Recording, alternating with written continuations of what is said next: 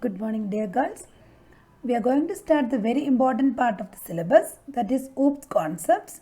In this OOPS concepts, we have small 7 chapters and all the chapters are very important. Okay. So now let us see what is OOPS concepts or object-oriented programming. So object-oriented programming is the principle of design and development of programs using modular approach. What is modular approach?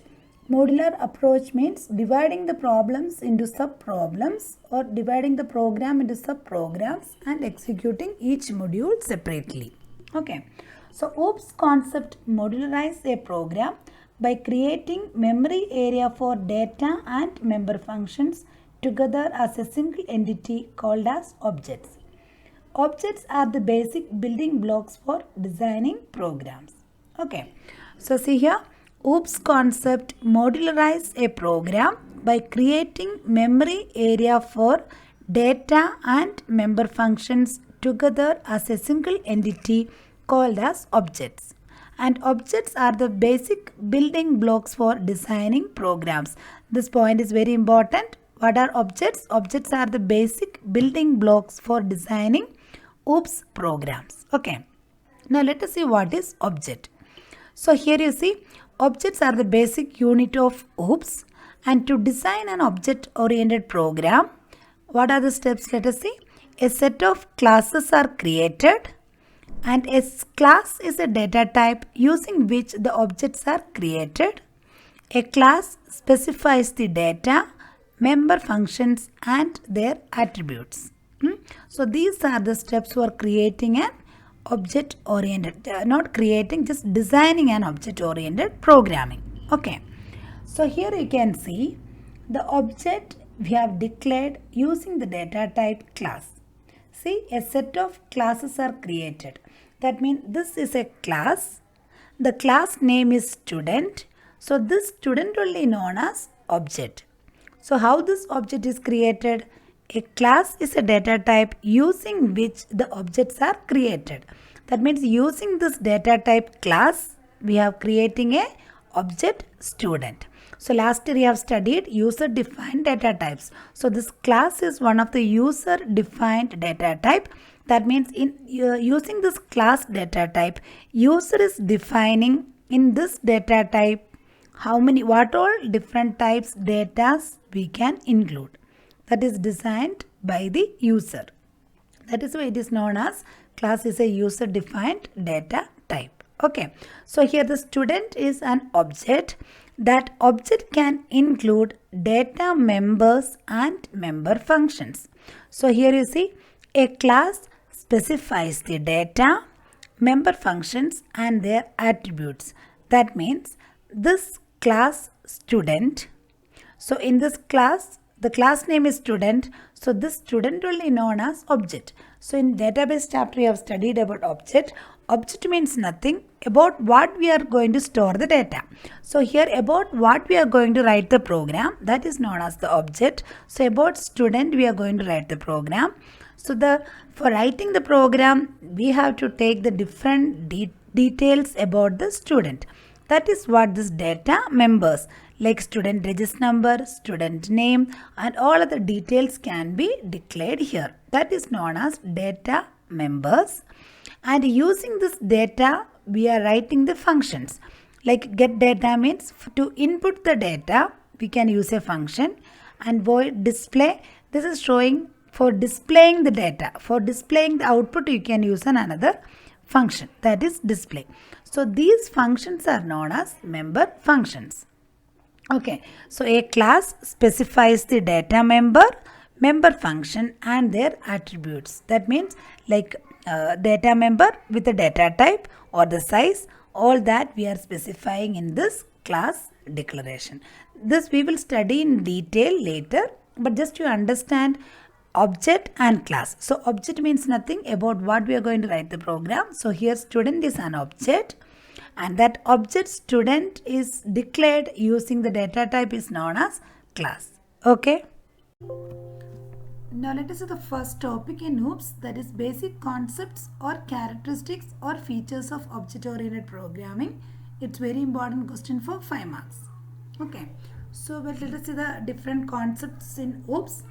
First is objects, classes, data abstraction, data encapsulation, inheritance, overloading, polymorphism, dynamic binding and message passing.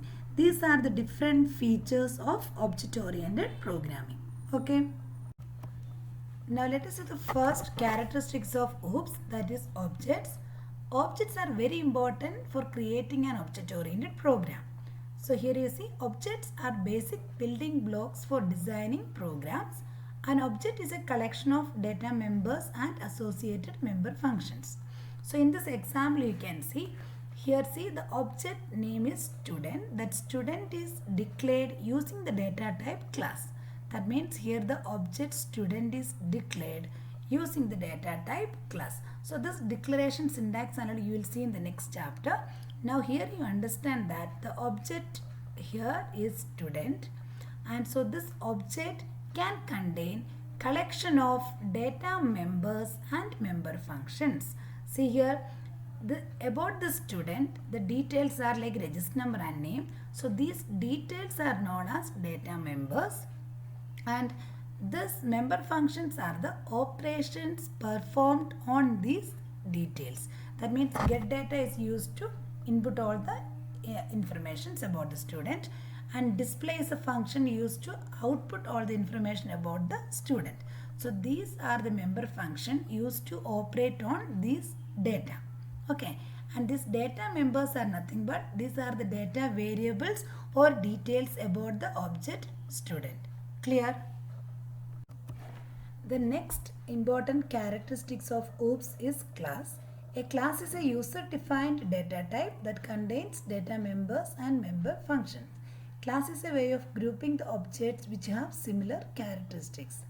So here you see the data type used to declare the object student is class.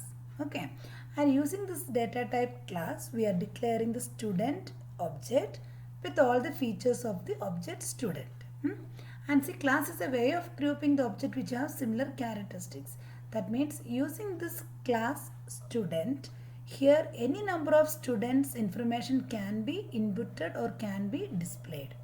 Okay, so here we are creating for one student, and using the same details we can input or output any number of students information. That is what it is telling. Class is a way of grouping the objects which have similar characteristics. Okay. The next important concept of OOPS is data abstraction. It refers to the process of representing essential features without including background details or explanations.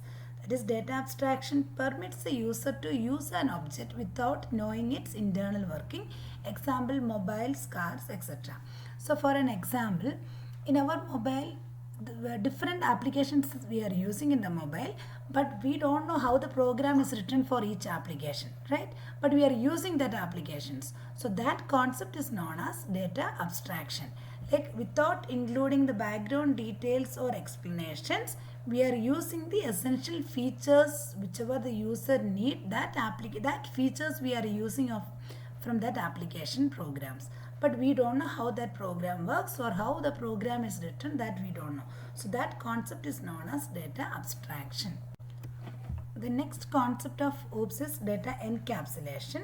It is a way of combining data and associated functions into a single unit called as class.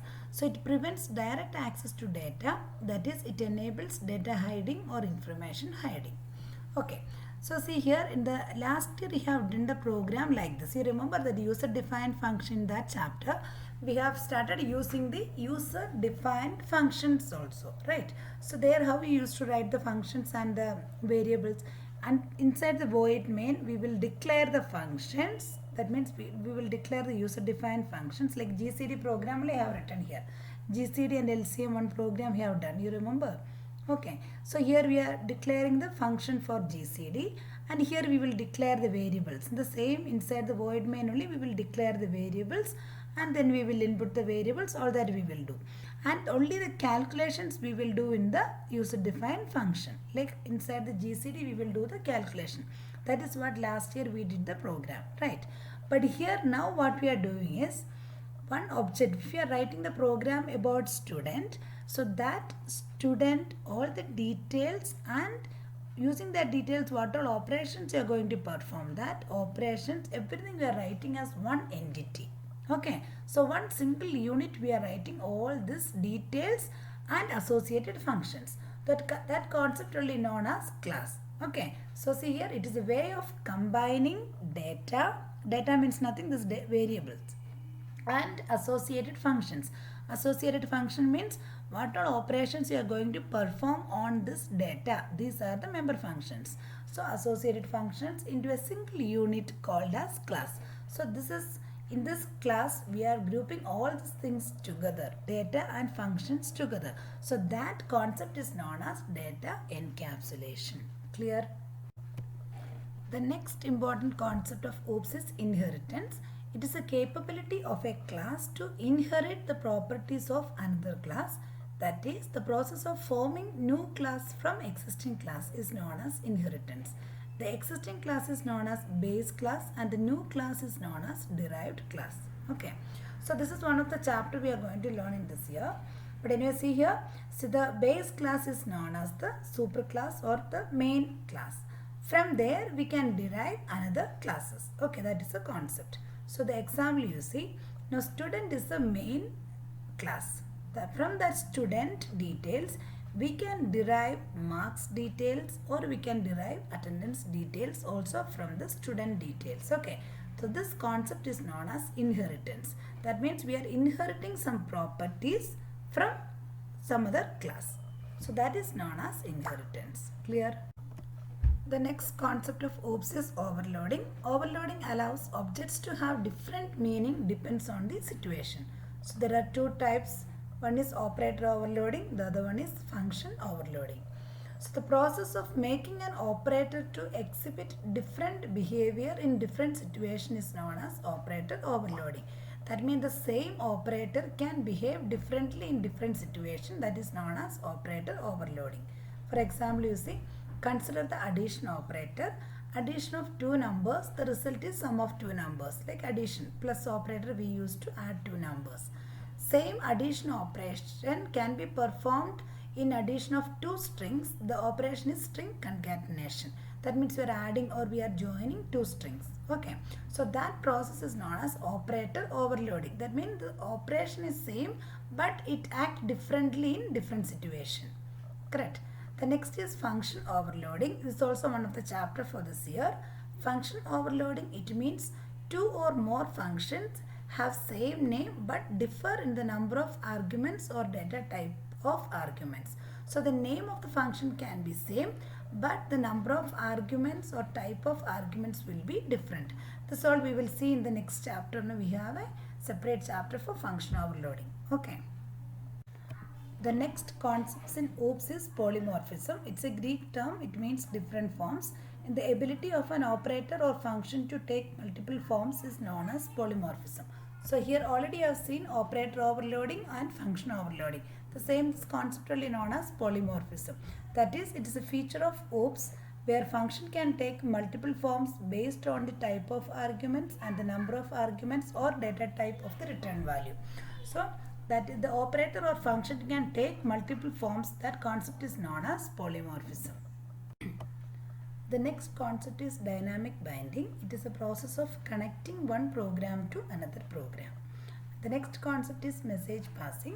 In OOPS, processing is done by sending message to objects. A message for an object is a request for execution of a procedure or a function. So in last year we have seen that function call. Function call means we are calling a subprogram to execute that subprogram. So here with the help of an object we are calling a particular subprogram to execute. Okay, so that concept is known as message passing. So these are the different concepts or features or characteristics of OOPS. It's very important question for 5 marks. Okay.